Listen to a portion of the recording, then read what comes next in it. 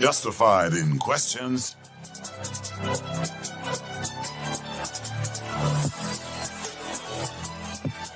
Justified in getting answers.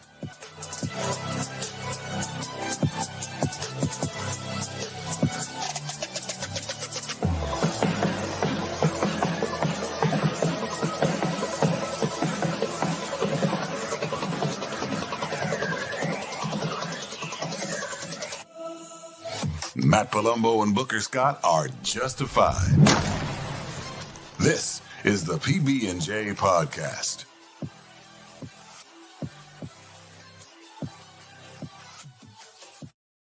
We are only 100 days from a very important election. And I know we say that all the time. Every election, it's the most important one.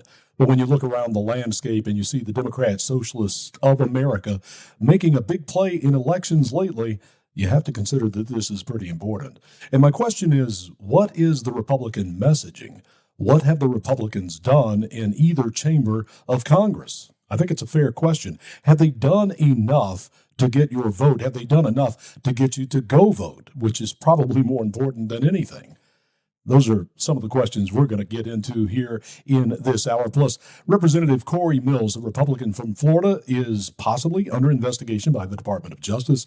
Jack Smith may be next.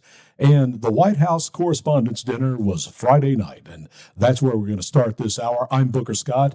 The co-host for this hour is Matt Palumbo. He's a best-selling author, as he points to himself there, and he is also the former content director of the Bongino Report. And Matt, what did you make of the Correspondents' Dinner Friday night?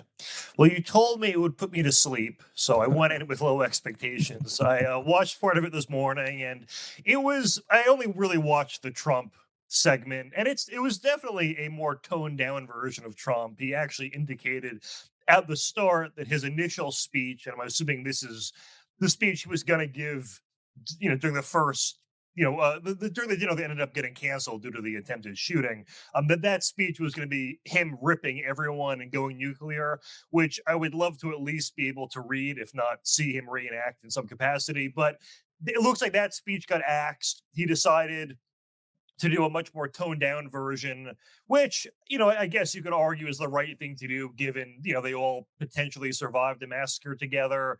Although I would have loved to see, Trump roast these people. So it could have been here. It was here. You sleeping was here. So it was in the middle of those options. I don't really care for the things anyway. They never grab my attention much. Carolyn Leavitt, White House press secretary on Friday, she said it was going to be unifying, and what was the other word she used to describe it? I didn't find it being either one of those.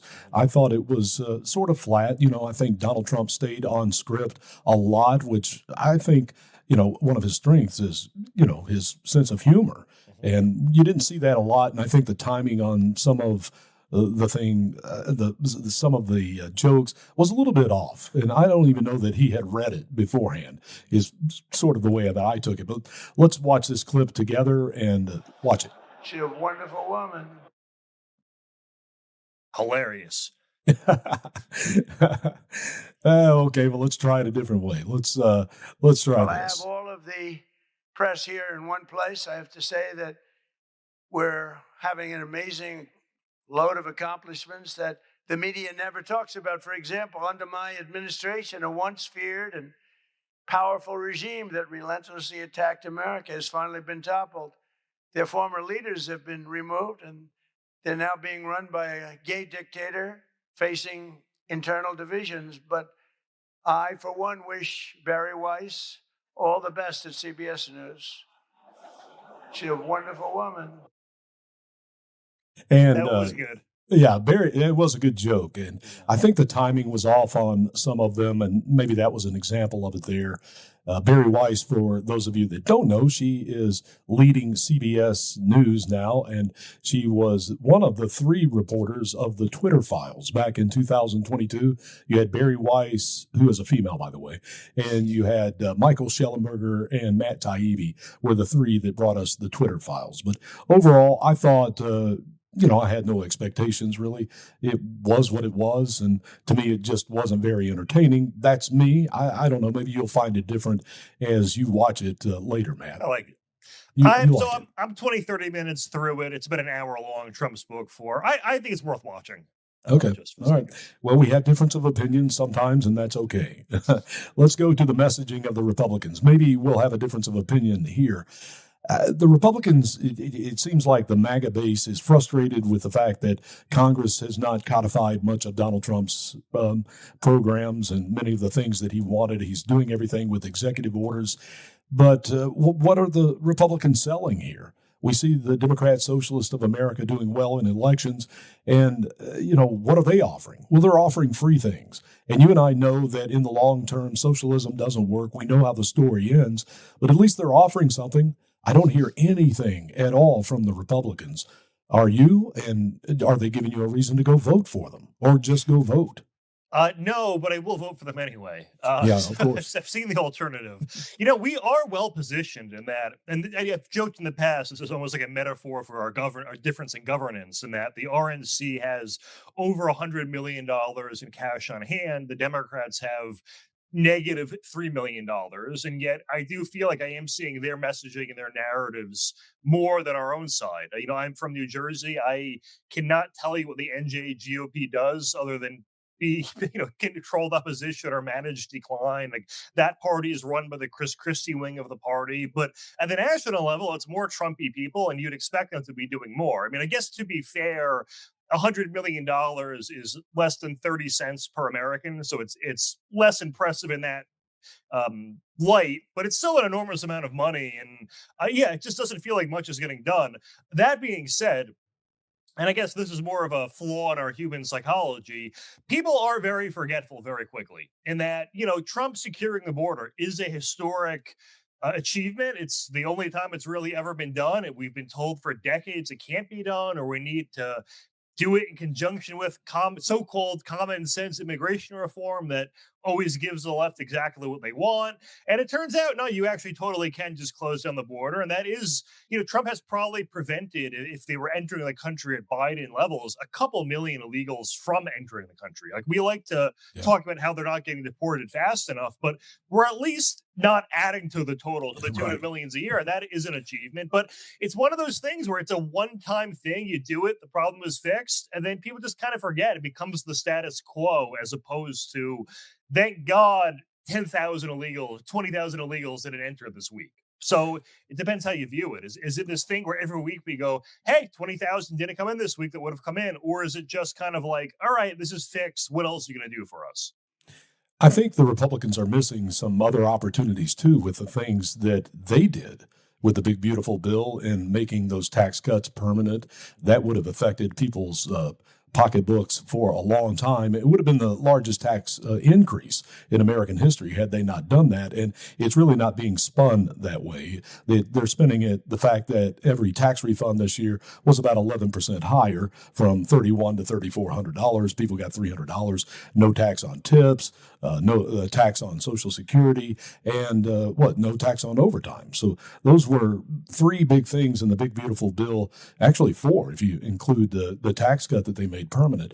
But what got me thinking about this was Larry Kudlow last Wednesday afternoon.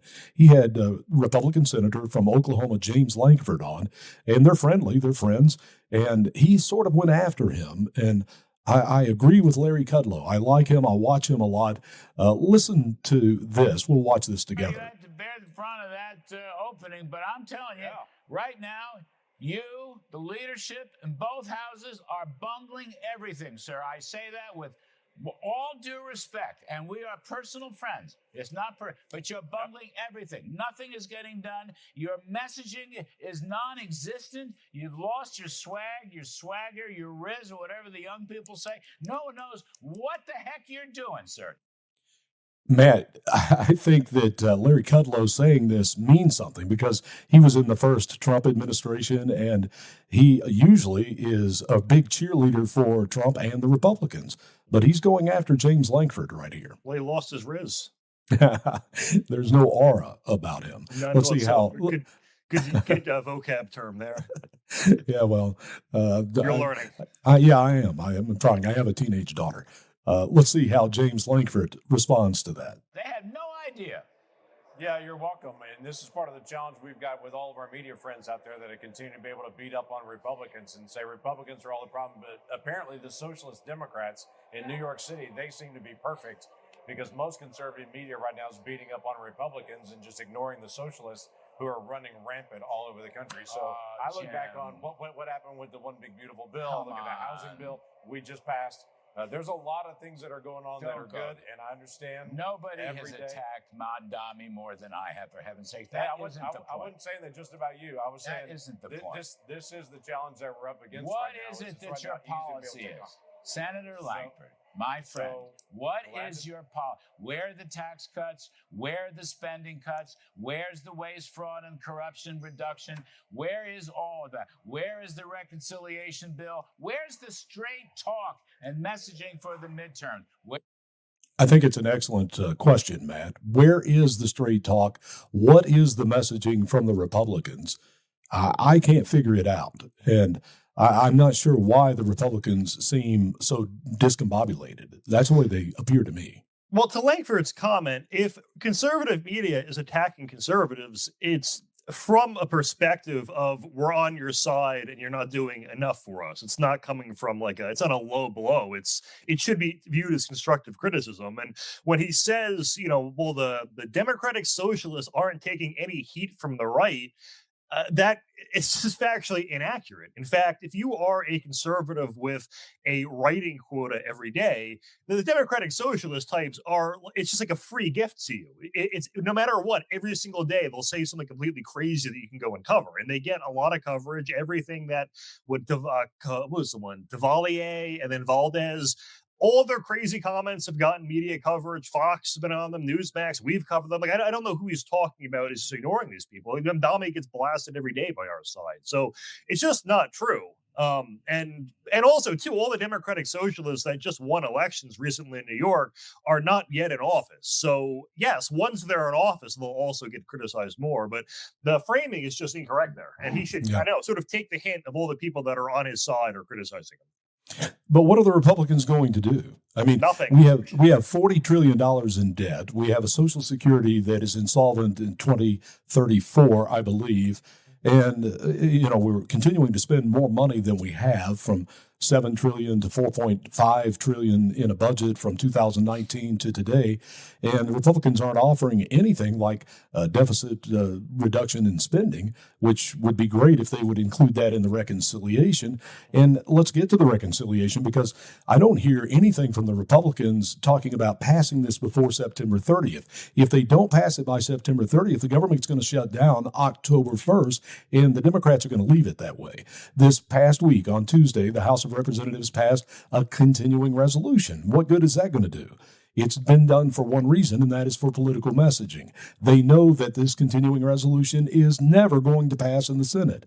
You're going to have one Democrat vote. That's going to be John Fetterman. That's going to be it. It's going to take 60 to pass that. So the result is the government is going to shut down October 1st. It's going to be shut down through the midterm, and that's going to hurt the Republicans even more. And when you look at the polls and you look at the predictive markets have it over, 70-80% that the Democrats are going to hold the House, which means Hakeem Jeffries is going to be your new speaker, and then impeachments and investigations are coming. That's what will happen. And so we need to give people a reason to vote. Not a reason just to be against a Democrat socialist who, by the way, happen to be offering people free things. And, it's like an 8th grader running for middle school government. You offer everybody free pizza on Fridays and free sodas in the lobby, and you're going to win the election. The problem is that doesn't last, and it doesn't last long, and we know that. But again, I'm going to get back to it. What are the Republicans offering? In a reconciliation, you could also include the SAVE Act, attach some money to it to get around the Byrd rule, put it in there. Then the base is going to be energized that, hey, these guys are doing something. They're getting something accomplished, because election integrity is something that all Americans want, at least 75 or 80% of them. Yeah, and the SAVE Act is a big one in that, it's a 1-2 punch in how it will hurt the left. I mean, one, obviously, it basically completely eliminates fraud, but then it also stops a certain percentage of Republicans from basically disenfranchising themselves. And that we often see attitudes, and you can't blame a lot of these people for saying, well, what's the point in me voting if it's going to be rigged anyway? And I mean, hey, if Democrats are rigging to the tune of 1 or 2% of the vote in every election, but 5% of Republicans sit out because they don't think their vote counts, then it's this weird situation where knowing about voter fraud ends up hurting Republicans more than the actual voter fraud itself. These are obviously hypothetical numbers, but it's just a sentiment I see so much that there are people that just won't turn out for that one reason. And the left doesn't have that attitude. Their attitude is vote every election. They'll even vote for Democrats they don't even like as long as it's not a Republican. They kind of vote blue no matter who. And, we like to complain about mail-in voting, but it's here to stay for at least now. So you might as well take advantage of it. And the left 100% takes advantage of it. And there's nothing that's stopping us from doing so as well. So you mentioned you were in New Jersey, and let's go to the story. Let's go to the story about what came out this week with your governor admitting that thousands, I believe the number was 6,600. Yep. Yeah, 6,600. And it's really worse. I'll get into that. But I would think so, yeah. But 400 of them voted. Mm-hmm. I would love to see 18 U.S.C. 611 used to prosecute those 400. We have an admission that they did it, and that makes it a felony for illegals to vote. That is a law that's on the book. Unfortunately, it's only been used 35 times in 21 years, but now we know 400 have done it, so why aren't we arresting them? I guess there will be some kind of probe, and possibly we'll get the names, and maybe there will be arrest on this. I'm not sure, but the bigger problem is that's what they're admitting to. Yes. That's the part they're admitting to. And you said you had a little more information. Share that with us.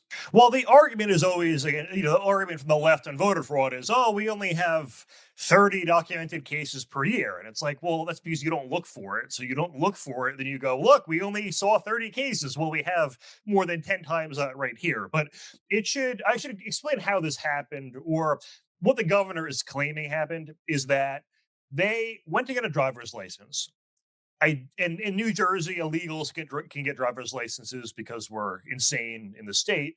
They don't buy car insurance, by the way, usually. So if you hit one and they hit you, you're totally screwed. But anyway, so they get licenses, and you can register to vote when you get your license. And I think it might be automatic in Jersey. I feel like I should know this, but you can register to vote as well when you get your license. So the illegals were checking a box that said they are in the country illegally, and then not voting.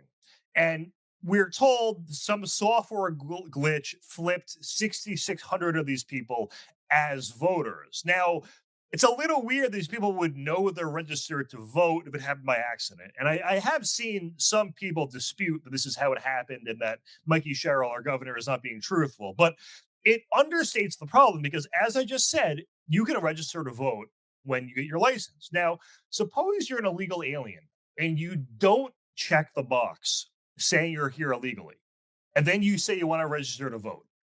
You're registered to vote, and that's not getting flagged.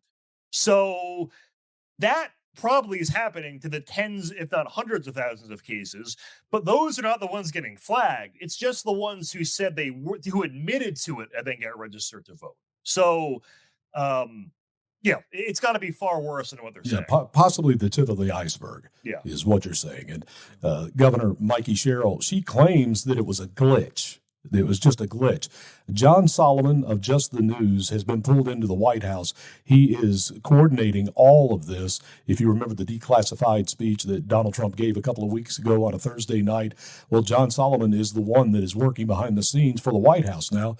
Here's what he had to say about this glitch when they contacted the software company. As you know, last night, the New Jersey governor admitted that 6,600 illegal aliens had made it onto New Jersey's voter rolls. At least that number, it could be a lot larger. And 400 of them actually cast a vote. That is the largest number of foreigners ever to vote in any collection of an election in American history. When we told you that last night, the governor said, not our fault. It was a software glitch. No big deal. Well, overnight, we reached out to the software company that runs New Jersey's system. And you know what they said?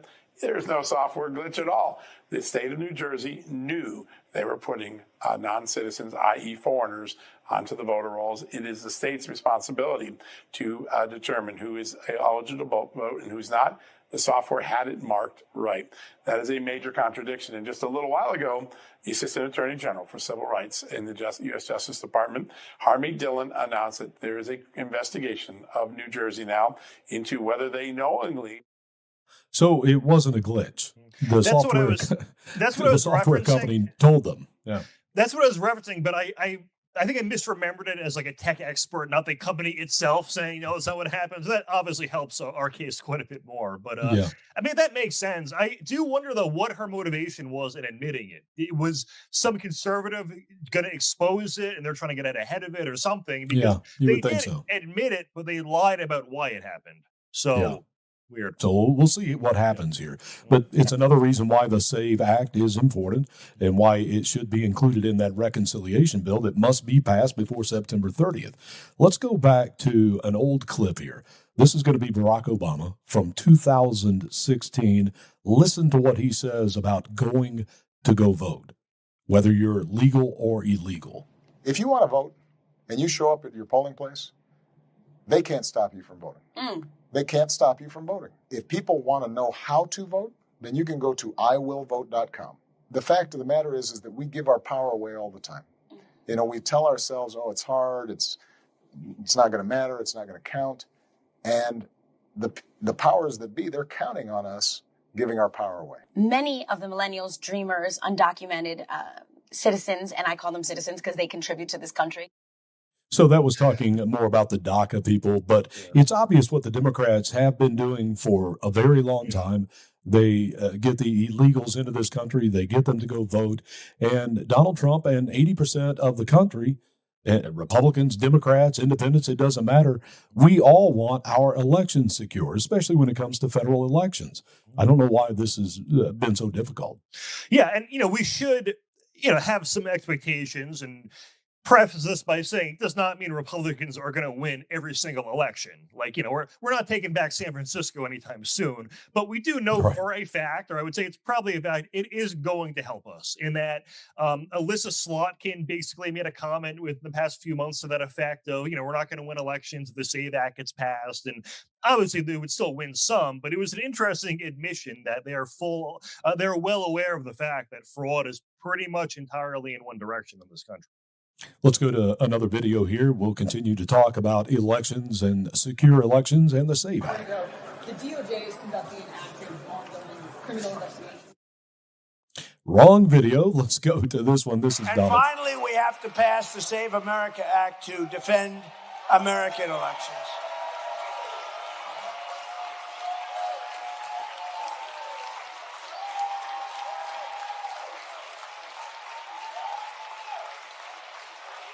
And I have to say, Mike Johnson and Congress have done a great job, but we're having a hard time in the Senate. The Senate, what they're doing is it's just not right. Congress is going to pass it again. They passed it 3 times. They're going to pass it again. It's like the Senate is a place that you send things when you want them to die. We can't do this, and we're not going to take this any longer. We're not going to take it. I'm trying to be nice. Trying to be really nice. You saw we had a big victory last night in Arizona. I've had victories everywhere. But we're not going to. So he goes on to talk about John Thune, and what we're hearing is that John Thune and Donald Trump are having issues right now. And I think the frustration in Donald Trump over the SAVE Act has boiled up to a point. Now, John Thune has continued to say, I don't have the votes. If I don't have the votes, what's the point? Which is part of the reason why I say put it in that reconciliation. A reconciliation only takes 50, but then you're putting the Republicans kind of boxed in, those that would vote against the SAVE Act. Now they will be the ones that will actually be shutting down the government. So is that what they want on them? So I think it's a good political strategy. Well, we're getting blamed for the shutdown no matter what happens. Correct. So it's just do whatever, I guess. Yeah. When you're scrolling through your phone during the day, how do you decide what you're going to click on? Is it the like headline? my I know subconscious just doesn't. both of us write headlines. I do 5 a week. I do 5 articles a week every week for the radio show, and I know that you have for the Bongino Report in the past. You wrote 11 books. Is there anything in particular that gets your attention? Because this one got mine. Well, I was going to say any sort of factoid I think could be useful for a show. Really, is like what is something I think that I see that is kind of an underreported truth that I want to help amplify. So okay, well, what about this one? All right, Coal Dynasty, and that sort of got my attention because I didn't know we had those. I thought the IT people, the Silicon Valley people were the dynasty people in America. Coal's very old, so I thought we were getting away from it. So I found it interesting. There is a dynasty of coal, and then there's an heir of that, which that's just the third word in there. And by the way, this is in the New York Post. And then it got me with strangling wife in a $4 million mansion. And that's just days after being released from Monaco jail. It's a whole new sentence. Never been uttered before. No, I'm just wondering, where do I click for this information? And when you read it, it's an interesting story because you have heir to Alabama. It just got better. We threw in Alabama. An Alabama coal dynasty viciously strangled his wife just days after he was sprung from a Monaco jail. Now, Matt, I'm wondering, is this Monaco or Monaco, Alabama? Because there is an Arab, Alabama. Did you know that? No. There's an Arab. But they definitely, if it is in Alabama, they definitely made it ambiguous on purpose to make it seem more ridiculous in the headline. Yeah. Well, I think it's a great article. It's 3 paragraphs, the type I like to read. That's it? It's 3 paragraphs. That's the entire article, written by Natalie O'Neill of the New York Post. I tried to reach out to her to have her come on the program. She does a lot of good articles like this. But if you read on, they got into a fight in Monaco. Oh, it is the actual Monaco. Okay. It is, yes. It makes you wonder. And he ripped off her necklace. He threw her phone, and he got arrested, and he spent 45 days there. And then he comes home, and I guess the Christopher Lee Drummond is his name, whose wealthy coal king father owns Drummond Company, was charged this past Monday with choking his wife, Alexis, who's 37 years old, in a $4 million Birmingham mansion. I don't know how many $4 million Birmingham mansions there are, but this is a good story. His stunning arrest came shortly after he was released from the 45-day prison stay in Monaco, where he was convicted of what he did with her. And so I found that to be really good clickbait this week. I don't know if even... There they are, by the way. Right. And Alexis is no longer with us, but there is the son to the coal king of Alabama and the Drummond Company, who now has been charged with her murder. We're up against a break. I didn't realize he was strangled to death. Holy. She's no longer with us. She's gone. Jesus. Yeah, good headline, good story. We're going to come back. We're going to talk about Representative Cory Mills from Florida and a possible DOJ investigation. Tired of struggling with low energy? We get it. That's why we created Organic Energy Juice. You'll have natural energy all day, and you'll never struggle with low energy again. In just 2 minutes, you can restore your natural energy without chemicals, without stimulants, no toxins, and there is no crash. You shouldn't have to struggle with low energy, and with the Organic Energy Juice, you won't. So if you're struggling with low energy, buying Organic Energy Juice is the right decision. Go to chemicalfreebody.com, use the discount code PBJ, and get your Organic Energy Juice today. If you happen to be watching us on WD Americans Facebook Live, thank you for doing that. We are reading the comments. Please put them on there. And also talkred.com. If you're watching on any of those platforms, thank you for doing that. Go ahead, Matt. I interrupted you. I think she's still alive. Oh, is he? Oh, I apologize. They said his bond was $66,000, which I feel like is low for murder. That is low for unless it's some dead. unless it's some Soros DA, in which case it's really really high. So I don't know, but I think she's alive. So thank God. I feel like we kind of brought her back to life. Yeah, maybe. Hopefully. Yeah. Representative Cory Mills from the state of Florida. He's a Republican. He won the first time in 2022. He's now running for his third term, and he is possibly being investigated by the Department of Justice. That is being reported out of Orlando, Florida, in the Central District, U.S. Attorney there is the one that is allegedly investigating him. Now, Cory Mills, let me just say this. I invited him on the program. He has been on my radio show before. Cory Mills and I have had a long relationship. Not close at all, but we communicate and we talk about things. And like I said, he's been on my program before. And I invited him here. He declined, or didn't decline, he just didn't respond, which has sort of been where he's been with me for the last couple of weeks. I wanted to give him that opportunity. He didn't want to take it. So let's take people through this. I can tell you that Cory and I had about an hour phone conversation about a year ago about the things that Steve Baker and the Blaze were putting out. And they were putting out about things. Well, Nancy Mace tried to censure him recently in Congress over the things that the Blaze had reported on. Steve Baker is a good, solid reporter. I have no problem with that. So I questioned Cory on the things that they were reporting, and everything that he told me was a plausible explanation for that. There's a lot of things with this in politics in Florida. You have Anthony Sabatini, who ran against him in 2022, that's involved. He's an attorney. And then you also have Michael Johnson, the guy that is running against him right now in the primary. He is also involved. There's a second Michael Johnson. Yeah. So there's a lot of political stuff going on here with Cory Mills. But like I said, I invited him here. He declined or didn't say anything. So we're going to take on this story a little bit and dig into it. Matt, what do you know about this Department of Justice investigation into Cory Mills? Well, it seemed like it was kind of at a left, at least when I saw Cory Mills' reaction, it seemed like it was news to him.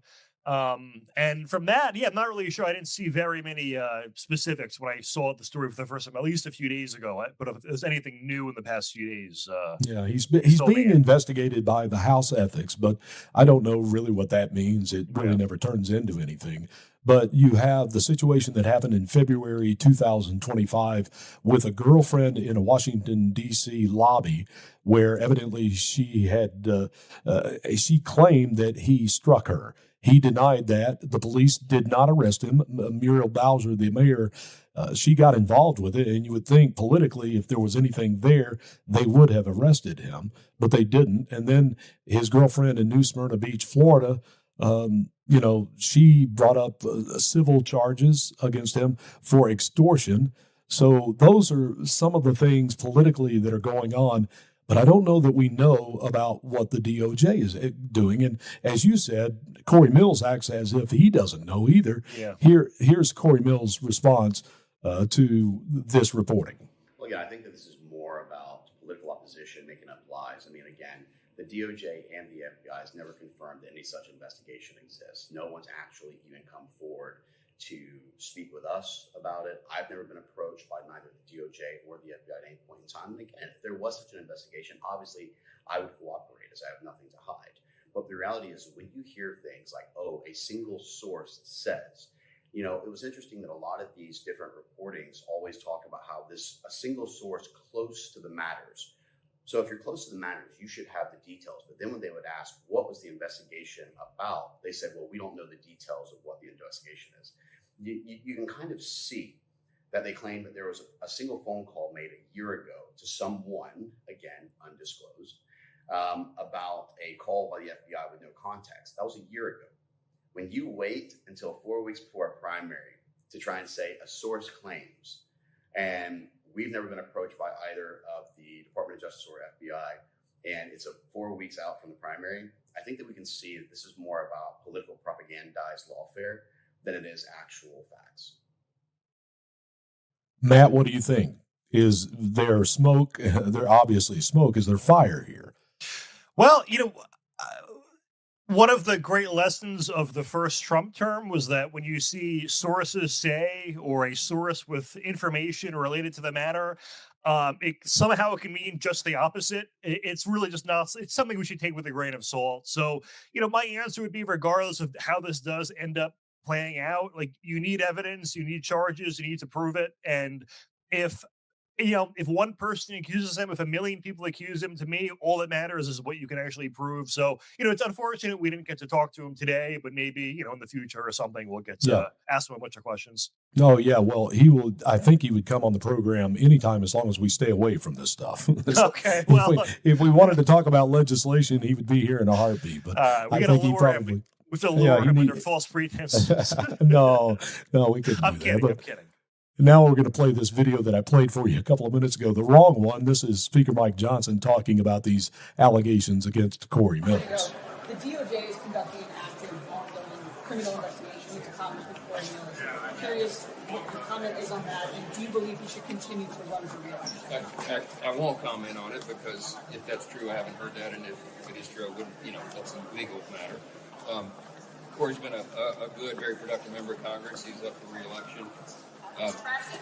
That's his decision to make. Are you supporting his re-election bid?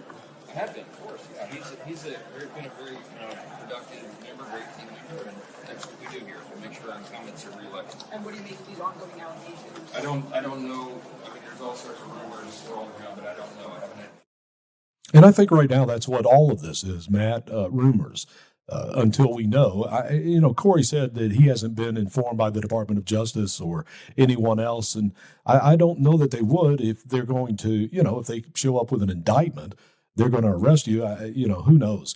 I just think now a lot of it's rumor. And also, if we're going to talk about investigating people, I mean, we just learned in the past week that Ilhan Omar's sister has been profiting from some of these fraudulent charitable groups in Minneapolis or Minnesota. So, maybe let's direct these towards our enemies instead of friendly fire. But it's just my idea. Well, Ilhan's sister is Sarah Noren, is her name. And this started back when Ilhan Omar was actually in the Minnesota State House. She was a representative, and I guess $2 million was earmarked for her sister's business having to do with healthcare. And then she started an NGO or something that got money from USAID, where it looks like maybe $20 million. So that I'm sure will be looked into as well as they continue to look into the fraud in Minnesota. Fortunately, her brother has never been accused of any wrongdoing ever. So the whole family isn't bad. Well, I think, didn't her brother marry her? That's a joke, yes. Yeah, okay. Yes. All right, yeah. Yes. What about Jack Smith? The Department of Justice is apparently investigating him, too. Jack Smith is a hack attorney who is used as a henchman by the Democrats. He is the one that did the Mar-a-Lago raid. He is also the special prosecutor that was investigating and indicted Donald Trump in Washington, D.C. as well. It seems like he may be in a little bit of trouble here. He was in the news a week and a half ago, 2 weeks ago, with the cell phones of the Senate and some members of Congress. We talked about it here on the program. Let's go to Fox News and set this up. House Judiciary Committee and Chairman Jim Jordan are asking the DOJ to investigate whether former special counsel to President Biden, Jack Smith, should be criminally charged with lying to Congress. Listen.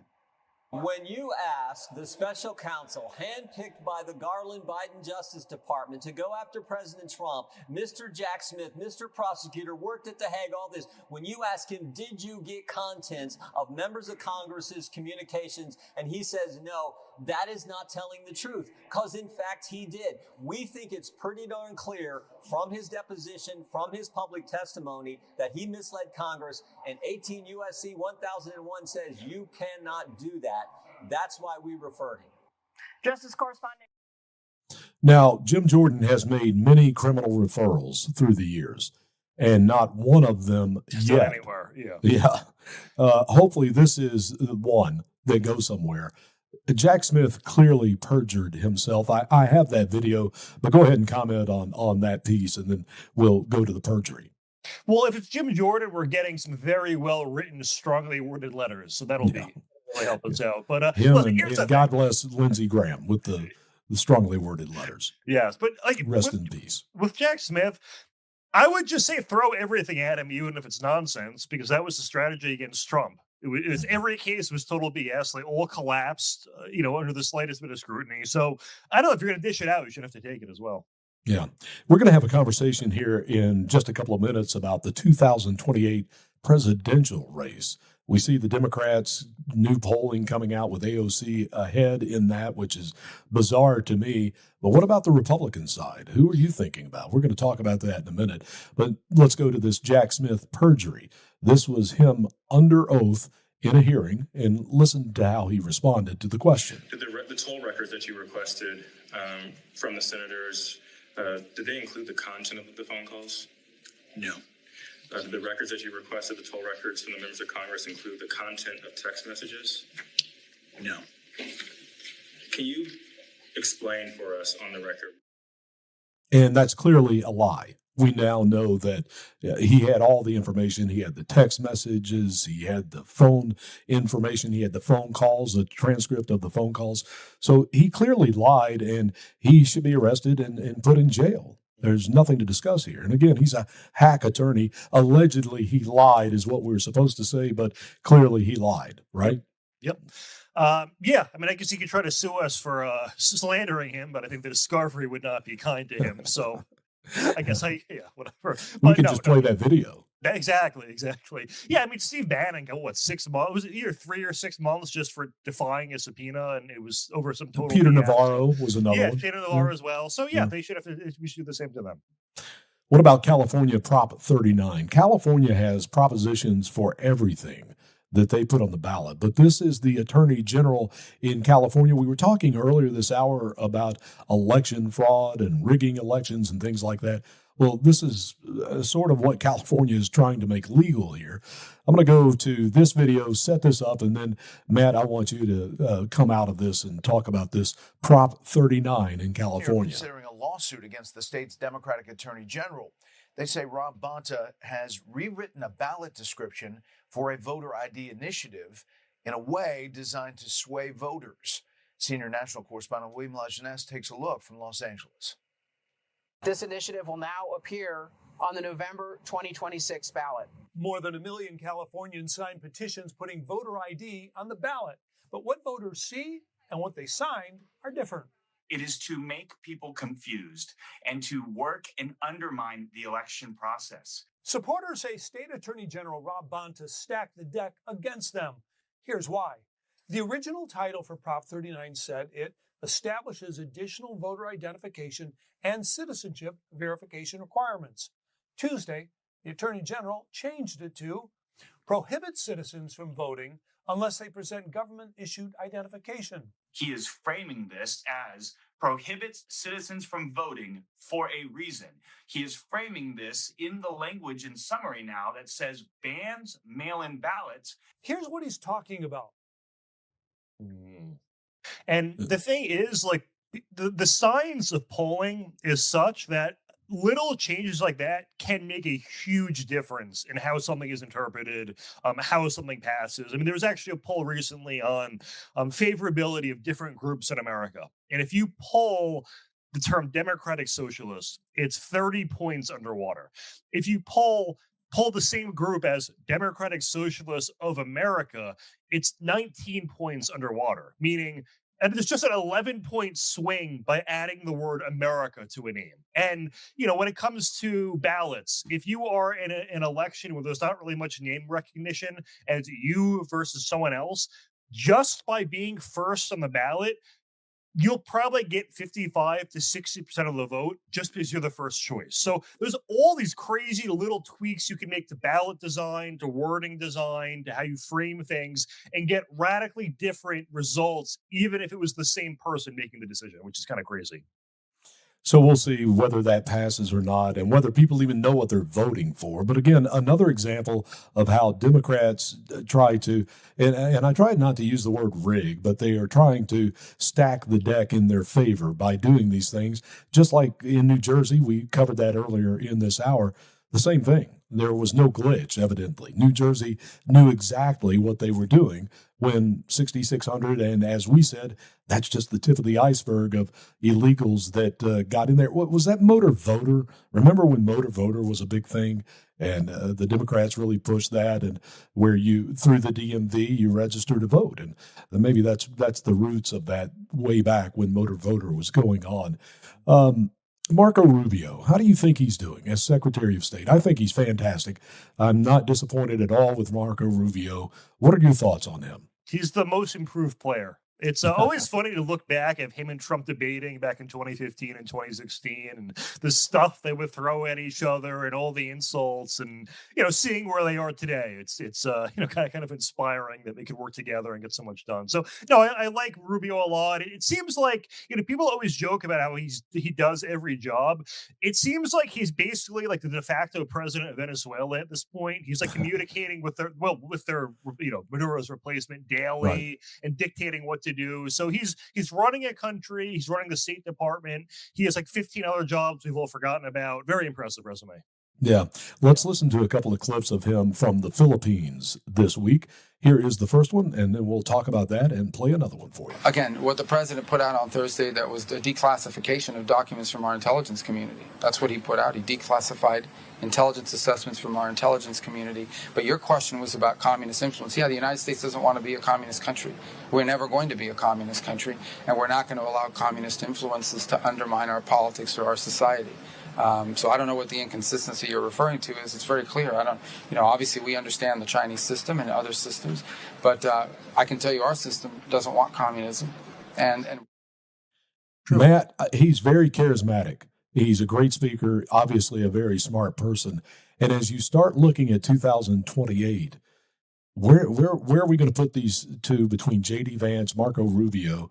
We're going to have a bigger discussion about this in just a couple of minutes. What are your thoughts there? Do you like Rubio as president of the United States, as the nominee for the Republicans? I think we'll go Vance, Rubio is my ideal. You're not wanting to answer, are you? I don't blame you. Well, right now it's pretty tight between them. I don't know how I would pick between the two. I don't know what electability things. I mean, Trump getting the Hispanic male vote. When it happened, I kind of viewed it as like a one-time thing that was Trump specific. I feel like Rubio could probably pull that off as well, where I'm not quite as sure about Vance. I mean, listen, I don't want anyone having to pander to any specific group, but I just mean in terms of who has a higher probability of winning, maybe in that regard. But I like Vance. He's not a typical conservative. I mean, I saw him on Rogan. He definitely is more moderate to even center left in certain economic issues. And I like the, sort of awareness of different perspectives, although I certainly don't want the sort of center to center left solutions implemented. I don't know. I feel like he definitely has a more broader understanding of various different issues than the typical conservative, even though I'm phrasing this horribly. Let me step back. Try to do better. I will try to do better. Like there are certain things that we just have blind spots over, and that the left also has blind spots over, that I think J.D. Vance is more aware of. And even if it's an issue the left may see more than we do, I still want the right-wing solution to it. This is going horrible. Let's just pick the next topic. Well, let me try to clean it up for you if I can. Please. Maybe what you're saying is J.D. Vance, he's big on the technology side. Mm-hmm. Maybe he is appealing to a broader, younger base, going on Joe Rogan as an example, while Rubio may, represent more the establishment, coming from the Senate and being involved with the Senate and the establishment of the GOP for a long time. Maybe that's the difference between the two. Did that help you at all? That's not what I was going to say, but that's a better answer. So yeah, that's what I believe now. Okay, well, I did a good job there. Okay, I'll try to think of an example. What about somebody else? Are we missing anybody? We're talking about Vance and Rubio. We're crowning either one of them. We're missing AOC. Well, yeah, isn't that nuts? She is now the leading Democrat for the 2028 presidential nominee. And that, to me, that's just crazy. Yeah, Buttigieg is second. I know. Gavin Newsom was down to 8%. or Newscomb, as Trump called him Friday night, the entire speech that he gave. And who else? Oh, Kamala Harris. She's below. Great. Yeah, she's below Gavin Newsom.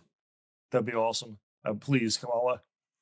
Well, you want her to run? Oh, of course. I think Newsom would be the hardest to run against because he's charismatic, intelligent, but biggest of all, he believes absolutely nothing. So he can just take whatever stance you need in that exact moment and go with it. Are we missing anybody on the Republican side? Can you think of anybody? What about vice presidential nominees? Evan McMuffin. What about Sarah Huckabee Sanders as a VP? She's been the governor of Arkansas now for, 4, 5, 6 years and done a great job in the state of Arkansas. What if you put her together with Rubio? You have a Hispanic vote. You have the women vote. What does that look like as a couple of people running for the Republicans in 28? I don't think Sarah Huckabee Sanders goes with J.D. Vance, though. I couldn't, looking at their pictures there, I could see Sanders with Rubio. I couldn't see her with J.D. Vance. I don't know. I mean, normally I wouldn't want to pick someone for a position just because of demographics, but considering the vice president isn't a real job, I think it's more low stakes, I guess, in that regard. Yeah. So, well, what did you make of the student at the University of Central Florida? You have a young daughter. She's coming up on her first birthday. Beautiful little girl, too. Too fast, man. We should bring her on sometime. Yeah, that'd be good. She's cute. Are you saving for her college yet? I opened a 529. Good job, and man. The thing, too, I did that and the Trump account, and I was trying to figure out the difference. The thing about the 529 is if she decided against going to college, which I wanted her to go to college, but if something else happens, whatever, I realize I can convert it to a retirement account for her, which would be, it'd be great. A pretty good thing too. And then I also have the Trump account, which I'm putting some spare cash into every week. So and some grandparents, they also contribute to college funds. I got a lobby for that. Yeah. Yeah. A lot of parents, they sacrifice vacations. They do overtime. They don't give each other anniversary presents or birthday presents so that they can put money into that account. So put 10% of my pay into it for her. Yeah. So. Yeah. And they send their kid to public school and they have drag queen story time in kindergarten. And then by middle school, they're seeing boys go into girls' bathroom. And high school, boys are playing girls' sports. And then finally, they graduate all the way while they're going and they're taking these AP classes to get honors. Everybody's proud of the child that you got to college, the first one in the family. And then this happens. Someone calls that person a she instead of a he.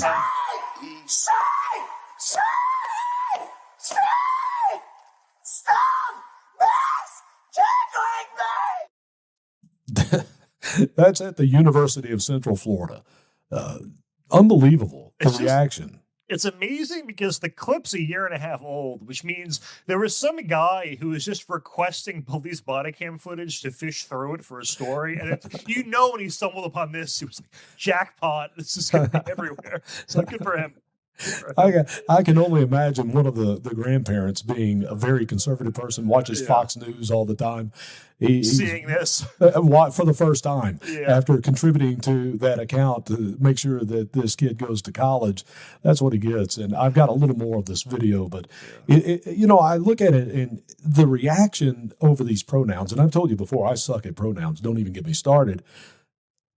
Just because you call him a she. That was obviously this person has a mental problem because if I started at the show every time we do the show is my co-host Mathena Palumbo, and she is a best-selling author and she's also the former content director of the Bongino Report. You wouldn't do that. No, I would go. I was like. If I were in a situation where someone called me a she, just no context whatsoever, it would have no impact on me whatsoever. I wouldn't even register it. Well, because I know I'm not. Right, you're saying. But you would look at me like I'm crazy. Yeah. And the thing, too, is all the people who say, like, trans women are women. I saw this guy who was trolling at some liberal event where he would go up to women, by which I mean actual women, and he would be like, wow, like, how long have you been trans for? Or like, wow, you passed so well. And they would be like, what? I'm not transgender. And then he would like also within minutes get them to also admit they think transgender women are the same as women, but they would get offended when you call them transgender women, which proves they know they're not the same thing. So everyone's lying to themselves, including transgender people. Yeah, I try to stay away from any of that stuff. I learned my lesson a long time ago, man. I was in a grocery store and I talked to everybody. I love people. And there was a lady there and, I asked her, I said, when are you due? And she said, I had it 2 months ago. So since then, I've never even tried to have a conversation with anyone about being pregnant or whether you're a male or a female. I just let it go. But here's a little more of that video of this person at the University of Central Florida going nuts over pronouns. She ends up getting in trouble. I'm not supposed to be here! If you don't lower your voice, I am going to put handcuffs on you and I'm going to take you to a Baker Act facility. You lower your voice. Try it. Are you threatening me? You're threatening me. Are you threatening me? I'm just... Because I'm here right now to deal with a stolen vehicle. I ain't got time to hear you screaming and yelling. I don't have time to constantly be abused. We'll get OPD down here then, because I gotta work this stolen vehicle. What do you mean OPD? Alpha 73 University. Alpha 73. Can we get another unit to deal with Jay Lee here? He is having a breakdown. Say! Just say the right pronoun. What'd you say? 7351. Pepper spray. And the whole thing, though, he immediately, to anyone, I think the Baker Act might be Florida specific. It is, yeah. Okay, so if people don't know what that is, well, you could probably figure out from context, but he can admit this girl to a mental facility, which is the correct response to these people. I think you're held for a minimum of 72 hours under the Baker Act, which is, again, for mental health issues. And obviously that person has it, but, that's something that's been flying around, going viral for the last 2 or 3 days. So I wanted to play that for you. Matt, the Iran situation, Donald Trump has been bombing them relentlessly, and apparently there is more that he can do, and it may be coming because he's frustrated. But then in the background, we hear, well, there could be more negotiations going on. It is, the same thing constantly about Iran. What are your thoughts there? We've gone through this whole hour almost not talking about it, but I think we should. I'd say it could get better or worse from here, Booker. Good job. Good job, Matt. I hedged every potential outcome. I don't know. Iran's, their only real response to us so far has been releasing AI videos mocking Trump. And then, it's really not much. I mean, if we take over the strait, they really have no leverage whatsoever. So let's hope that happens. A new development this week of the Houthis in Yemen. They, may choke down that strait over there, which will affect Saudi Arabia. And then you had Saudi Arabia with the nuclear agreement with Donald Trump, and a lot of people are unhappy about that, with the part that they would be able to enrich the uranium, which UAE has a similar deal, but they do not enrich, they buy. And now Donald Trump is using this to get them into the Abraham Accords. And if he can do that and grow the Abraham Accords, then this is going to be a win for Donald Trump, America, and for the Middle East, because you can see all the Arab nations now are circling around Iran. And maybe in the end, that means America can get out of the way, get out of the Middle East for good, because now we have alliances with Israel and all the Arab nations that want Iran to be out of the way. I don't know. Do you have thoughts there? God willing, if that all plays out. I mean, it is, Trump has had a lot of successes with one-off strikes and, obviously striking Iran last year, capturing Maduro, all these things. I don't think a lot of people really expected this to last as long as we were told. It seems like we've reached a deal so many times and it gets interrupted 5 minutes later. So it would be great if this wrapped up with some huge victory, but it is something that I think otherwise needs to be ramped down pretty quickly. It is hurting us quite a lot. It's hurting gas prices, even though they have come down a little bit. It is going to hurt us in the midterms and all that. Well, the gas is back up to $4. A barrel of oil now is back up to 100. It was down to 70. So it's fluctuating a lot. And I agree with you. It's going to hurt the midterm for sure because, diesel, by the way, is going to be a problem because most of the diesel comes from Russia and they're having issues, obviously, with Ukraine. So, I would love for this thing to be over, but I think Donald Trump has the resolve to do what it is he went there to do, and that's make sure that Iran doesn't have the ability to have a nuclear weapon. And anything short of that, I think, is going to be viewed as a failure for Donald Trump. And I think that he's going to have the resolve regardless of the midterm because everybody believes that the midterm is going to be lost anyway in the House. So, it's going to be interesting to watch. We'll watch that this week. Also, this week, I guess the House of Representatives, they are on vacation now again, and the Senate will be on vacation here in a couple of weeks. So I don't guess there'll be much there. Maybe the Senate could try to wrangle with the SAVE Act, but I don't see that happening unless they put it in that reconciliation. We're to the end of this hour. Thank you for watching on WD Americans Live Facebook, also on the platforms of talkred.com. We do appreciate it. My name is Booker Scott. You can hear me every afternoon at 6 p.m. Eastern Time, 3 o'clock Pacific on iHeartRadio. The name of the show is The Truth Be Told with Booker Scott, and that is on America Out Loud Talk Radio. And Matt joins me every Monday night for that. But, Matt, what do you look for this week? The answer I give to every single episode is I ran. And then I don't actually even look for it because it's just the same stuff every week. Honestly, for this week, nothing is coming to mind. So hopefully that's nothing a horrible happens. answer, but nothing will happen this week. We'll have nothing. Nothing will happen. We may not even have a show next week. What about that? You have been watching a no budget production, the PB&J podcast.